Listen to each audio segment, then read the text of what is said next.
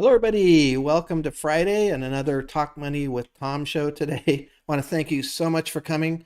We are really focused on trying to help people have a more successful retirement. That's the main focus of this show. We really work on retirement planning, asset management, and tax planning. We feel that the more you know about these particular three areas, the better you are going to have in your experience with retirement. So whether you're 20 or 40 or 50 looking forward to retirement, or you're 70 or 80 or already in retirement, these strategies can help, and oftentimes, and things change. And so keeping up with those changes, we'll talk about some of those today. Actually had some questions that came in. So this is a question and answer show. We do this live. We could record it, I suppose, but it's just a lot more fun to try this on a live stream. And essentially, have Eason here as another one of our advisors. You can send in your questions to him two different ways. First of all, you can send it to asktom at talkmoneywithtom.com on just an email. And or you can use the chat window that we have open here also and put in your questions there. So he'll ask me the questions, I'll answer. He'll fill in, issues that he sees that to fully fill out the question. We'll just basically have a conversation about them. And again, you can send these questions in at any time, obviously during the show, but you can send them during the week. And we've got some questions that came in already during the week here too that we'll address today. So looking forward to doing that. So um, I just wanted to address one thing that's kind of unusual for me. I actually started a series of daily videos on the 22nd of March of last year. So probably don't remember, but the pandemic was, very heavy at that time. It turns out that the bottom of the market was one day later, the 23rd. And I started recording daily videos, just trying to point out kind of some of the things that I saw were positive, even in light of, all of these things that were going on that were negative. I still wanted to point out, well, so the Congress was coming through with money, interest rates were going down, those types of things, and why the market might possibly still go up. And there was lots of negative news out there. And so that was kind of the focus of it. Turned out that the people that focused on the positive did a lot better, which is really fun as far as that goes. But what was momentous for me is this week I actually went to Hawaii to go watch my son, who plays for college golf. Watch him play in a tournament. I haven't been able to see him because of the pandemic for over a year and a half. And it was a really great event. But it was also the first 3 days that I did not record a video related to what's happening to the market. So it was a pretty good run from the 22nd of March all the way up until this Monday. So appreciate that. I did put out one really interesting video on Monday that you might go take a look at. One of my clients is an artist. His name's Fred Yokel. And he allowed me to kind of do a Q&A with him, show some of his art. I'm just trying to support him. It's coming up on Christmas time. You can see if there's anything in there that interests you. But I've gotten some good feedback about that video. That's on our channel. So if you want to see the content that's coming through on our channel and get notified of it, you'd want to subscribe, hit the subscribe button, hit the little bell next to it. If you'd like to, end up just meeting with us, you can do that also. You can go to our website and hit the book appointment and set up a 30-minute, video or phone call for something custom as far as that goes. So, and if you just want to get on our email list, just send us your email address to the Ask Tom address there. So anyway, looking forward to today's show very much. And so I always like to start off the show with just kind of a summary of what I see happening in the market. And although I was gone, one thing that I always do is keep track of what's happening with the portfolios and with the market. And it's been a really good week. And I think the theme of the day has to be just how strong the market has been. Really amazing. Altogether, if you look at this year, the market has been marching up at a very nice pace without much interruption. Even this last downturn that we had was down 5.9% from high to low in the September, October, movement. And it should have been more, in my opinion. When you're facing a debt ceiling issue like we were there, it easily could have been down 10 or 15%, but it wasn't. Again, that shows some of the strength. And then once they made a resolution on the debt ceiling, we have had an amazing movement forward. Very strong, very strong. Matter of fact, yesterday we hit all-time highs on the S&P 500 and the NASDAQ, which was great.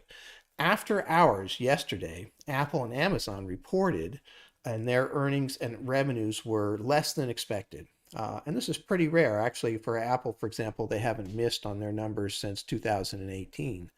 Both cited the same thing, which is just supply chain constraints. And this is something we've been talking about for quite a while. Apple said that they could have sold $6 billion more in the third quarter if they could have had the products to sell. So theoretically, this is still a fairly good problem to have. That means that they have more demand than they can meet. And I do think those things will work their way out. The opposite, where you have not enough demand for the products that you have to sell, that's much worse. So this is still a quasi good environment. But I think one of the things to look at here is that even though we had those downturns in those two stocks, the market's still doing quite well today. It's almost up right now. It was up a little bit. And so, again, showing the strength of this market. And there are a couple of catalysts that I don't think are being talked about. Number one is really this issue with momentum. So we've got a scenario where the market is really moving. It's sort of like a big battleship, and it's very hard to turn that around. And sometimes you'll get some movement and some waves that come, but generally speaking, this thing is just marching along. And so again, focusing on the positive side has been an advantageous position to be in during this market. But one of the other things that's driving this market right now is the fact that these two bills are coming out from Congress, and they're not driving the market, in my opinion, for exactly what people think. So most people think, okay, hey, this is going to come out, they're going to spend this money. But if you really look at those two bills, they're spread out over 8 and 10 years. I don't think there's going to be a massive economic impact immediately because of the amount of time that those are going to come out. I actually hope that there is a good impact, and I hope that because they're spreading it out, it keeps inflation low. But what really happened that I think a lot of people aren't paying attention to, at least from the stock market standpoint, is how they're going to get the revenues for those bills. They have now taken off the corporate taxation. So originally, they were going to try to get taxes on corporations to go up to 28%. And then they moved that down to 26%. And now they're not going to change it. So that is a good thing for the stock market. I'm not trying to be political here as to what we should be doing. But if you look at the way the stock market works, when you increase taxes, you decrease earnings on those companies. And earnings are one of the biggest drivers for where move the stock market forward. So when you tell the stock market that was thinking at one point in time taxes might go up on corporations that they're not going to go up, you're going to see an upward moving stock market. The same thing about capital gains. Originally, capital gains were going to be ordinary income, and they were going to move the tax bracket up on ordinary income. It would have been 39.6% on capital gains above 400,000. Then that was changed, and it was moved down to 25%, and now they're not going to change it at all, staying at 20%, which makes capital gains and stocks and real estate, in that case also, advantageous asset classes. And so that, again, is an area where people are going to continue to move money towards those. So those two things have happened here in the last 10 days.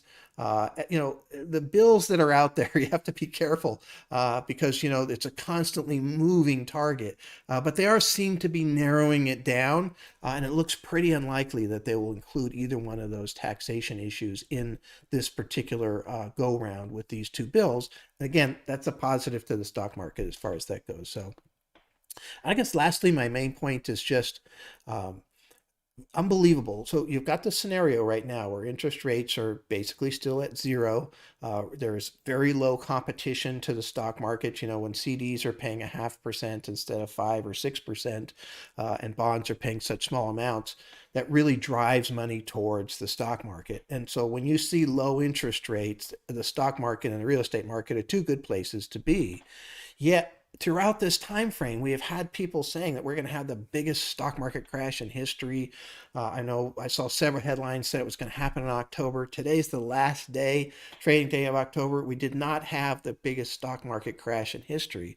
I don't know where these guys are coming from, because the environment that we're in is very pro stock market. That could change. I will let you know when I think that changes.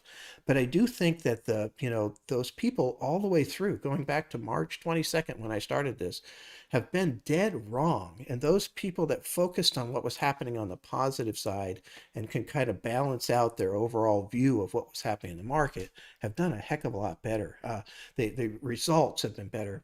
And one of the things we did back in mid-June is we stopped trying to chase the trends that worked so well actually in 2020 because we're still seeing the same thing. We're not seeing trends that are maintaining for very long, not long enough to grab onto. So we moved into a broad market indexes, and that's been working great. And I still encourage those of you who are trying to manage some of this money on your own to take a look at those broad market indexes because the money is moving around, from large to mid to small cap to growth to value to different industries just too quickly, and it's not staying anywhere for very long. There's no place to grab onto per se, and so you just buy it all, and it's going great as far as that goes. So that's the strategy. I still think that's a good strategy. I do think trends will reemerge at some point, but part of the reason trends are having a trouble is because we don't know what's happening. Are we having inflation? Are we not having inflation? Are we going to have a situation where the Delta variant is comes out with a different mutation or whatever it is. We're still working through this reopening and trying to figure out what's going on. So anyway, that's what's happening this week, and I really enjoy the chance to be able to chat with you about these, and look forward to chatting again about it next week. All right, Ethan, we got some questions, I know, so hopefully we get some more. So again, feel free to send questions in at any time. I love the fact that this is live, and so anything that comes up and you think about something, send it in. All right, what do we got first? So speaking of reopening, how was your vacation? Like, how was traveling with all the restrictions? Yeah, very fascinating. Hawaii is quite different. You had to be vaccinated or have a negative test within 2 days in order to get into the island. They have the highest vaccination rate in the country right now. I think of 91% of at least one shot. When I was there, masks were everywhere. So for me, that works. I've had 3 shots. I don't mind wearing a mask. I felt safer. You couldn't get into a restaurant without the vaccine cards again. I thought, or at least a negative test predate 2 days prior. So if you're not vaccinated, it actually could be kind of a pain because you can't get on the airplane to get to the island without having a negative test 2 days before. But then once you're there, you can't get into the restaurants without having a negative test. It means you're having to get tests while you're there in Hawaii. Again, if you're vaccinated, you don't have any of those issues. So I thought it was a great place to go. And I was impressed with how the island was running from what I saw. Mainly I was out on the golf course, walking around, watching my son, to be honest. But, we went out to eat with the parents and the team. And I thought it was very fascinating. You could see things slowly starting to come back. And there was plenty of people on the airplane, and the airport was a little less crowded than I was used to, but not by much, to be honest. So anyway, that was my first foray outside of the house to a certain degree since March of 2020. So it was kind of a big step, but I felt good about it. Yeah, I can see, with Thanksgiving coming up and Christmas, their airports are going to be packed again, especially with all the people that have really been dying to travel again. Yeah, I feel for these people that wear a mask, and we wear a mask in the office when we go there, all day, traveling with the mask on in the airplane, trying to eat because they basically don't want you to take your mask off. So you kind of eat something, put it back down, eat something, put it back down. It was kind of, it was not normal, that's for sure. But again, it did make me feel a little bit safer as far as that goes. And I do think I do think travel is one of the areas to somewhat focus on, especially international travel, as that starts to come back. Because I don't think we can fully reopen or say we're fully reopened until that starts to really move again. I have an awful lot of clients that love to travel. Most of them have their big trips scheduled for next year. So I'm hoping, the virus stays down and these different things that are happening that are kind of causing troubles in the travel area start to get better because boy, there's a lot of pent up demand within my clientele to get out and do something. And I think, yeah, next year could be really amazing for the travel industry. We'll see. I thought this year at least this fall could have been also. It hasn't turned out to be that incredible. But man, if you just talk to my clients on an average basis, boy, they've got a lot of scheduled. That's for sure. So you talked about the Build Back Better plan. Mhm. So I know the tax proposals are changing each week. Could you give kind of like a summary of what's on the table right now? Yeah, actually, it's really kind of interesting. And of course, keep in mind that what's on the table right now might be different than when we talk about this again next week. It seems like we've been talking about this every week. And again, it's because it comes up as questions. I think it is important to have some idea for what's happening so that you could, at least think about in advance some of the strategies that you might use. So, for example, at one point in time, they were talking about essentially eliminating, for the most part, Roth conversions by the end of the year. That's off the table right now. So that's not going to change. So, which I think is great because I still think that's a very powerful tool for some people to use. They were also talking about getting rid of stepped up basis. So if you bought a house, for 160,000, that's now worth 2 million, some crazy number like we've seen here in this valley, and you pass away, right now, your kids would get a stepped up basis. So they would get it at $2 million basis, which just means if they sold it, they'd have no capital gains. And if they got rid of the step up, then that means that they would inherit your basis at 160,000. Then if they sell it, so it's a huge deal, especially a big deal for like big farms and things like that, which is super difficult to deal with, without a step up. So that's gone too. They got rid of the corporate tax increase. They got rid of the capital gains tax increase. They got rid of the increase on the top bracket. The top bracket right now is 37%. They wanted to move that to 39.6. That's gone. Okay, so those are all gone. So what did they add?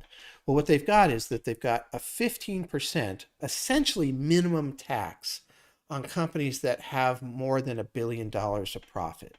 So one of the problems we've seen is that some of these really big companies are able to use so many write-offs that they're not paying really any tax. Even though the corporate tax is 21%, they're ending up with next to zero.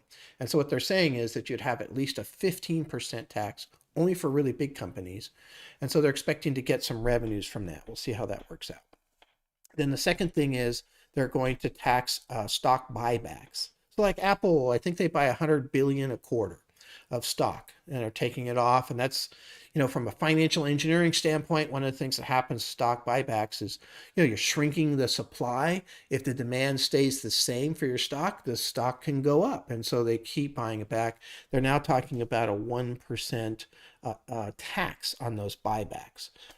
I don't think that'll be enough tax to stop these guys from doing it, because when you look at the financial engineering portion of it, I still think the buybacks will happen, and yet it'll generate some income, so that's not terrible. Then they're talking about that if you make $10 million of revenue or more, you will pay an additional 5% tax on the revenue above that. And if you make 25 million or more, you pay another 3%. So a total of 8% on incomes above that. So they're going after very big earning situations as far as that goes. And so, again, I don't want to get political with all of this as to what they should be doing or not doing, what got cut out, what didn't get cut out. But from a stock market standpoint, the adjustments that they've made are good things for the stock market. They may not be good things altogether, depends on your opinion on what's out there. But altogether, what we're seeing right now is kind of fascinating what they've settled on. Again, we'll see, for a while they batted around this billionaire tax where they would tax your unrealized capital gains. Uh, I think that's kind of a nightmare because you've got something that you haven't sold and yet you got to pay a tax on it. How would you get the tax other than now selling some? And if that's a big family farm or something, good luck with that. So again, I think that, maybe that was uh, canceled for a good reason, possibly. I think what they've got right now seems kind of reasonable. We'll see how it actually works out as far as that goes. But um, very, very interesting how that's played out because we went from, all of this talk about things that we might be doing for capital gains. I mean, if they increase capital gains to nearly 40%, man, you might want to sell your house sooner than later, that kind of stuff. Now it's no change. So that helps. I think that's better.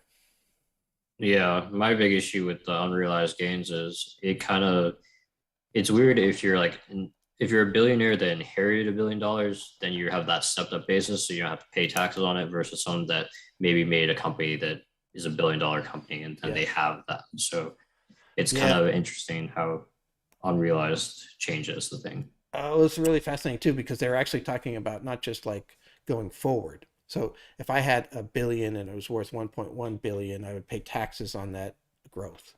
So that okay, I get it. But they were also saying that we're going to go backwards. Look at that first billion and or 10 billion or 20 billion or whatever it is, and they were going to tax you going backwards for the cost basis. So if your cost basis was 1 billion and you had 10 billion, you're going to pay taxes on that $9 billion. They were going to spread that tax over 9 years. And again, it's hard to sympathize with billionaires, as far as that goes. But it just seemed really sloppy to me in a very strange way. What they're doing now with taxing high income, that's much easier because valuing things can be difficult too. It's one thing to go to somebody, who has just publicly held stock, but what if it's privately held stock, or what if it's a farm, and what's it actually worth? And so that, and then if there was a decrease in gains, you would actually get money back. You get a write-off. And so if we had a massive downturn in the stock market, for example, all of a sudden all these billionaires would be getting massive write-offs, which at a time when the government's actually trying to collect more money, because usually you have more going out in those downturns, they're going to be collecting less money. So again, I just didn't think it made sense in totality for what they were trying to do there. I like better what they're doing. I especially like this minimum tax. What we're starting to see now is they're trying to get this global, essentially, minimum tax in place, this 15%. I think that is, the writing's on the wall there. I think that could be a good thing as a whole. Try to keep that as a more even playing field. Yeah, so anyway, that's, it's hard to blame companies for trying to maximize what they're doing and pay the least amount of taxes they can. But at the same time, it would be nice if everybody can kind of pay some share. So we'll see how that works out. So there's a lot of factors that we hear about in the stock market: inflation, labor market, supply chain, interest rates. You've talked about each of these subjects on an individual basis. But how do you read all these inputs and consider what to kind of like in your calculation for picking like what investing in the market essentially? Yeah, right. I mean, all of those are important subjects. Supply chain disruptions don't, if you can't get chips, you can't sell Ford trucks, whatever it is. And so the expectation is you're going to sell X amount of trucks and then you can't, then the stock price takes a hit because you can't meet the expectations. The labor, the same thing, we can't get, things moving through the pipeline, got lots of labor shortages. Heck, even childcare labor shortage right now is creating all kinds of problems because, apparently a lot of people aren't going back to work because they can't afford childcare or even find childcare or trust childcare in terms of the virus. And so all of these are constraints. And of course, those constraints are now causing some inflation, right? Because now we're paying more for the wages to get people to come out of the house. And we're obviously going to pay more for a semiconductor than we would have because it's impinging our abilities to move forward, whether we're Ford or Apple or whoever. And so that those are all headwinds that the market is running into. But here's the short answer to that. And this is the thing that always kind of blows me away. When you go back to the 1950s and pull up a chart of the Fed funds rate, which I've done on this show several times, and you look at the big downturns that have happened, when interest rates on the federal funds rates are very low, you have not seen big downturns happen. They could happen, I suppose, but they haven't. It's been a fairly consistent pattern that when you see rates coming up and up and up, like in the 2008 downturn, we had, I think it was 21 interest rate increases before the market fell apart, before the economy fell apart for that matter. When interest rates are as low as they are right now, and you have a Congress and a Federal Reserve and a Treasury that are accommodative and trying to pump the economy back up, that's an environment where stocks are going to do well. You can probably, at least to a certain degree, ignore some of those other pieces because the big picture is there's no place else to go. I mean, it's that simple. And so when somebody's running around saying we're going to have, the rich dad, poor dad guy who's pretty consistent in his thought process that we're facing the largest crash, ever. The headline that I saw at the beginning of October was that it was going to happen in October, right? Biggest crash ever. And he writes some great books, but if you look back at his thought process, he's been saying we're going to have the biggest crash ever for a long time. And a clock is right, twice a day, even a one that's not working. So he's probably going to be right at some point and look famous and say he called the top. But if you really followed him, you missed out on a heck of a lot of gains. And so I think if you follow those basics and look at what's happening with the interest rates, that's a big deal. Now, they are talking about starting to raise rates. So that's something to think about. I think that's big. I think the debt ceiling is something to focus on to make sure that that doesn't become, an issue. There are some big, big rocks that you should focus on, and the rest is smaller, pebbles that don't have as much impact. I mean, look, we still have supply chain shortage. We still have labor shortage. We still have inflationary issues. We still have the Federal Reserve cutting back on bonds starting next month, looks like. We still have the possibility of rate increases on the table for the end of next year, second half of next year. Market is going fantastically great. We just hit all-time high yesterday. Why? Because the basics are there. Low taxation and low interest rates. You can't beat that.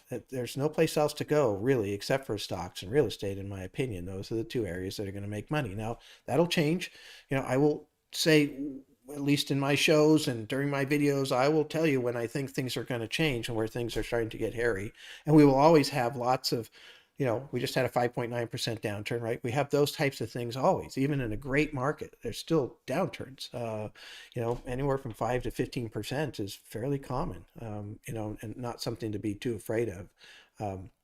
But I think that's the thing, is focusing on those big pieces that really, really matter to the market. And that's what I've been doing my whole career. And it's been fairly successful as far as that goes. And yet, again, I still don't get it. How many people are out there saying everything's going to fall apart? Wrong again, at least in this last downturn. So eventually things will fall apart. That's how it works. But it's hard to imagine that happening here when rates are this low. That's good to know. So, touching on a more, I guess, financial planning question is, when converting a traditional IRA to a Roth IRA, why don't I use some of the funds in my traditional IRA to pay the taxes that I'll incur when doing that conversion? Yeah, okay. That's a really good question. It is one of the difficulties of doing a conversion is that to really make it work, you need to have the money from outside the IRA. So I'll give you an example. Let's just say that I want to move $100,000 of my IRA and convert it into a Roth IRA. I'd want to do that because now the Roth IRA can go tax-free for the rest of my life. And when I pass away, my beneficiaries can get tax-free growth for 10 years additionally. And so that's a huge deal. That's why I moved my accounts to Roth accounts. And you can do the math. There's all kinds of things to figure that out. But move 100,000. Let's just say, for example, you got 25,000 of taxes you have to pay because you moved that. If you reach into your IRA and pull out that 25,000 in tax to pay it, well, first of all, you're gonna have to take out more than 25 because that's also a taxable event.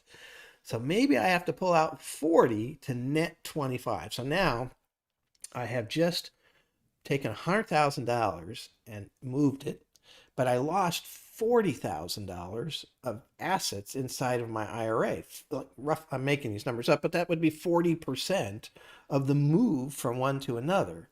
So that 40,000 is no longer growing tax deferred in my IRA for the rest of my life. It is gone. It's out.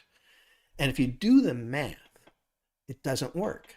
If you do the math, if you take the money to pay the taxes out of the IRA to do the conversion, it does not work. You're better off just leaving the $100,000 in the IRA. And so that's one of the difficulties though of doing these conversions. You actually have to have the money outside of your IRAs. And so, often people do have money, but it's like, emergency money and things like that you really won't want to just get rid of to make the conversion. So the most successful scenarios that we have in terms of doing conversion are people that have a pretty good balance. They have good IRA amounts. They have, good home equity. That's great. And then they have money in taxable accounts and trusts or individual accounts or TOD, transfer and death accounts. They're all taxable. That's where they can go in and take some of that. So they could take that 25,000 out of there. Some of it might be capital gains, but that's lower. Some of it might not. Sometimes I can get that 25,000 out with very little tax. And so that works when you do the math, but you have to have that outside bucket of money. And this is one of the reasons I encourage people to really, really focus on where all of their money is within their retirement. It's incredibly important when we work on somebody, the healthiest financial situations we deal with have money inside retirement plans and outside retirement plans, both. And so if you're not retired yet, or even if you are, you still want to try to accumulate some assets outside your retirement plans. It's just so much easier. Now, not everybody can do that, and I understand, and we have some strategies to try to work around that. But an ideal scenario, especially if you're younger and heading towards retirement, is make sure you're putting some money in non-retirement things too. You want to get your full match at your 401k if you've got it, or those types of things. There's a bunch of really smart things, but have some money in some kind of liquid assets. They can be in the stock market. It doesn't matter. It's as long as it's not fully taxable to get out at ordinary income rates. And so placing everything you have inside these retirement plans, I think is a mistake, at least in an ideal scenario. Yeah, and one strategy, if you maybe don't have the cash and you're an older client and you're taking required minimum distributions, is if you have excess cash from your required minimum distributions, you could use that excess cash to pay taxes and convert a small chunk of your IRA into a Roth IRA, because it doesn't matter. There's no restriction on ages to do these conversions. Right. So you can convert at a later age. And so maybe you have a little bit of extra cash flow this year. So you do the conversion this year. Yeah, no, that's a great point, because once you're 72, you're forced to take money out. And so it kind of changes the calculation. If I have to take $70,000 out of my IRA and I don't need it all, I'm going to pay some of it. It's going to go to tax. But there, I might have my 25,000, that I don't need out of that distribution right now, and I could basically invest that by pulling another 100,000 out of my IRA, roll it over to Roth, and pay that $25,000 right out of that required minimum distributions. There's a lot of things you can do with those required minimum distributions, because you can do some charitable giving out of those. There's some really cool strategies there. But that's a great point, actually, so that you can still, start to build up that tax-free growth that you'll either use later on in your life, because you don't really want to use the tax-free assets first, that's for sure. Those actually want to use them last. Let them grow tax-free as long as possible. But if you have beneficiaries that you care about, like I do with my kids, one of the reasons I converted everything I have over, even at my higher income level, is because I know that even if something happens to me, my kids get 10 years of tax-free growth, which I think is incredibly powerful. And I get a good rate of return on my IRAs. I tend to be kind of aggressive with them too, so I feel good about that too. But nonetheless, that's a great strategy, actually, looking at the RMDs. I think that's something, that's probably not used enough. Almost everybody could do some conversion. Even if it's $5,000 or 10, you'd be surprised how much your a Roth IRA can build up. And then there is no requirement for minimum distributions from your Roth IRA. So you can just leave them growing and growing and growing.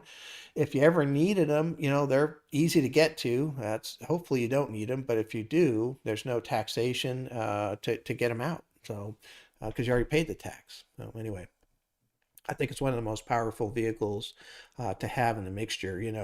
So you'd have your taxable accounts that give you liquidity, give you some flexibility. You'd have your tax deferred accounts like IRAs and 401ks, and you have your tax free, right? Your Roth. And if you have all three of those going, you're doing great. Yeah. And so like when you do these conversions, you also lower your required minimum distributions too. So you're required to take less money each year as your IRAs get smaller and converted more over. Yeah. Yep. Puts it more in controllable income. Because one of the problems with a required minimum distribution is it's an uncontrollable income. It just comes at you, you can't lower it, it just comes at you. So one of the ways to lower it is to have a consistent methodology of converting some of your IRA, so that at least, the future required minimum distributions could be a little bit lower.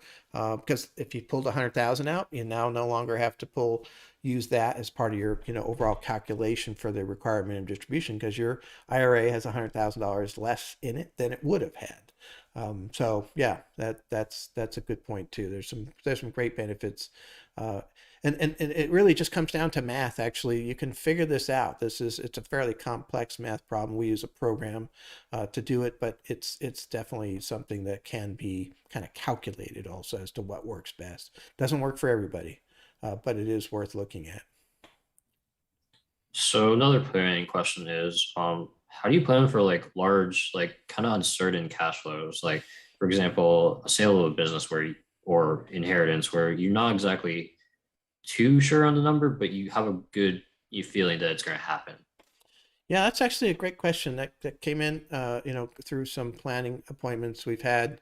And so, hey, my parents have all this money. I'm expecting an inheritance, or I own this business, it's privately held, but it seems to be worth a fair amount. How do you count that as an asset inside the financial plan, right? I mean, that's basically the question that's being asked. So it's fairly easy. You can take your Roth or your 401k or your IRA or whatever, can get a statement. Here's what it was worth. It does fluctuate, obviously, because the market changes, but there's a fairly defined worth on those accounts. So here's my bank's situation. Here's how much money I keep in savings, right? Those are all defined. And then we get into kind of this more undefined area, like an inheritance. Um, and so you have to be a little bit careful about some of these things just because it's not certain. So your parents could end up, spending a big chunk of the money that they have on the health care at the end of their life, for nursing home care or at home care or those types of things. And so it's a little hard to tell. Your business, I have a business. It's worth a fairly good amount of money, but it's very difficult to figure out what you might actually get in a situation. And so, I have a valuation that I have in mind for what it's worth, but my estate may or may not get that much depending on what's happening. So, one of the things that I tend to do is just discount it quite drastically and just see how that works. So, somebody says, hey, I think my business, if I was to sell it today, I'd get a note or whatever, but I think I could get $5 million out of my business. Well, maybe we count $1.5 million or $2 million right now as part of the plan, just in the idea of kind of haircutting, a bunch of that money and taking it off the table. If it still works at $1.5 million and you still get, 85 to 99% probability of success in our financial planning situation, then if you get 5 million, that's just icing on the cake. That's just more. If it doesn't work, then maybe we want to take a look at that. But that's generally what I do. Inheritance, we very rarely actually count. It has come up. I'd say out of the 6,000 plus plans that I've done, I've seen it 40 times maybe where somebody really counted inheritance. And usually that's not counted that often. But, again, that's icing on the cake. If you happen to be able to make it work without that inheritance, that's pretty awesome. And most people that we have as clients have at least some shot at making it work without an inheritance. The business sale is a different story. It's a known asset, and putting that in a plan, it makes some sense. You just need to look at how that thing is structured, what the buy-sell agreements might be, who would buy it, what the market value is, how easy is it to transfer that business to somebody else and get some value out of it. And again, I think if you discount it by a large margin, you probably have a good chance of getting that. So nothing perfect in that scenario. There's probably some much more sophisticated ways of doing that, but that's worked quite well for us actually. So this is a home question. When should I take out a home equity line of credit, and is this worth having just to have access to like this source of money? Yeah, this is a really interesting thing. I think a lot of people don't realize how hard it is to get even a refinance on a home done once you're in retirement. Um, and this is just a weird quirk, and I've dealt with this with many, many clients. Once you're in retirement, even though you have all this money, you probably have more money than you've ever had in your whole life, and you have all this equity in your home, and then you go down to try to refinance or get a new home equity credit line, uh, and they'll tell you no because you don't have enough income. Now you can have millions of dollars of assets, but your income should try to keep fairly low. You don't really want a lot of income because you have to pay taxes on it. And so you kind of keep if possible, you try to keep your incomes fairly low to kind of match your lifestyle. And ultimately, from a tax standpoint, the ideal scenario is to have the exact amount of income you need coming through. So you're not paying excess tax. Everything else can go into unrealized gains or tax deferred gains or tax free gains. That's a perfect tax scenario. But the mortgage guys struggle with that. And I've seen some of the strangest things where we had to set up, a $2,000 a month distribution from an IRA somebody didn't even need just to show an income source inside that mortgage. And so that's why I always tell people for a home equity credit line, which is essentially a check writing capability against your home. That's probably the best way of taking a look at. Most of the times the rates are variable and there's all kinds of different programs, but I might take a look at that if you're not retired yet, of getting that set up just before retirement. You don't need to use it. If I had a $50,000 or a $250,000 home equity credit line just sitting there, it'd just be like part of your overall emergency funds. You wouldn't use it first, that's for sure, because it has a cost, and you can't even write off some of that now. But nonetheless, getting that done prior to retirement makes some sense to me, again, if possible. And if you are in retirement, I'd probably still try to go through the process of having something like that set up. Again, it's a great piece of the overall emergency scenario. And just having something there in case it's really needed. Because if you get into that emergency situation, could be a healthcare scenario or whatever, that's not the time to be running around trying to get the home equity credit line. It's awful nice to already have that in place. Most times there's no cost to keep them open or even to set them up. There's a lot of them that are free or very, very low cost. I think that's a great insurance policy personally, just to have just in case. Yeah, it's nice to have because you don't have to liquidate some maybe stocks or bonds just to get that money that you need to cover your cost. And so having that, like just having access to that funds was really helpful. Yeah, that's a good point. So what if you really needed to push income to next year and you did not, for whatever reason, you had too many gains this year, you're already in an upper bracket, maybe you converted some Roth or whatever, but you needed money all of a sudden. I need 50,000. Well, if I go over here to my accounts and I sell them, I'm going to pay taxes on them. So maybe what I would do is take 50,000 out of my equity credit line. And even though there's a little bit of interest cost there, I would then sell the stock next year, pay out that equity credit line, and that smooths out my tax scenario, and it keeps me from going, say, from the 24% bracket to the 32% bracket. That's pretty powerful. So it's just having that flexibility of being able to maneuver, and especially for people that don't have a lot of money outside of their retirement plans. Again, I wouldn't use it unless I had to because it does have a cost, and it's attached to your home, which is very important. But it is nice to have just in case something really does go sideways. All right. Well, another great show today. Those are great questions, actually. I really appreciate those of you that have sent those in or asked me during appointments, or there's all kinds of different ways that these questions come into us. And I hope that, we're still allowing you to get farther down your journey here of being able to get, a more successful retirement. The retirement is the best goal and the most difficult goal, I think, to meet. And if done properly, it can be so gratifying. I have so many really happy retired clients. And I think the part of it is making sure that your finances are in place. There's so much else to retirement besides finances, but it is a basic, and it's a nice thing to have into place and have working. So again, if you want to subscribe to this channel, we are constantly putting out educational content that gets posted on this channel. And so that's available to just by subscribing, hit the bell if you want to get notified, send us your email address, or if you'd like to just schedule an appointment, go to our website, which is also right here. You can click on the link to our website off the channel. There's a book an appointment button there. You just hit that, find a half-hour time frame for video or phone, and we'll meet with you also, and just try to help you through your process, and you can kind of interview us and see where we want to go with that. So anyway, thank you very much today. Had a great show. Appreciate everybody joining us, and I'll definitely see you next week. Thank you.